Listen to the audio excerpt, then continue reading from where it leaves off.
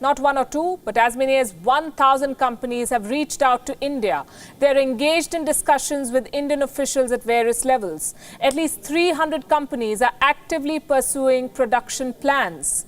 They belong to industries and sectors like mobiles, electronics, medical devices, textiles, and synthetic fabric. Korean companies are making the first move. Reports say the Korean consulate in Chennai has received a number of requests. 2 requests are from iron and steel companies.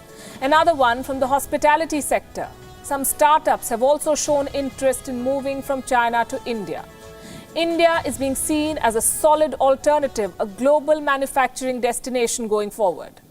The coronavirus outbreak has exposed how lopsided the global supply chains are. Companies want to reduce their dependence on China now, and India is emerging as a viable option. So which companies could come to India? There are reports that give some clear indications.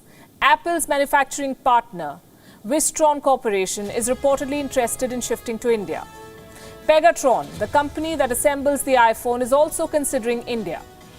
POSCO and Hyundai Steel are some South Korean names doing the rounds. The Indian government is keen on capitalizing the shift. Delhi is expected to make moves to attract more foreign companies. Reports say the government is planning an aggressive Make in India push after the lockdown is lifted.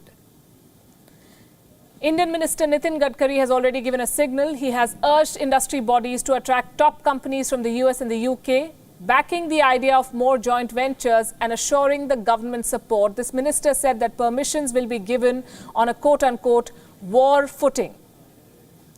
So what works in India's favor is the question. This has been in the making well before the pandemic, we can tell you. India became an attractive option after the cut in corporate taxes. This happened last year. The corporate tax was reduced to 25%. For new manufacturing firms, it is as low as 15%, 1-5. This is an attractive proposition, but this is not enough. Investors have hesitated to move to India in the past. They blame the changing policies. They blame the red tape in India.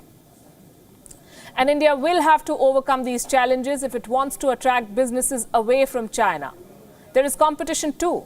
Vietnam, Malaysia, the Philippines and Indonesia, these are some of the other alternatives that companies are considering.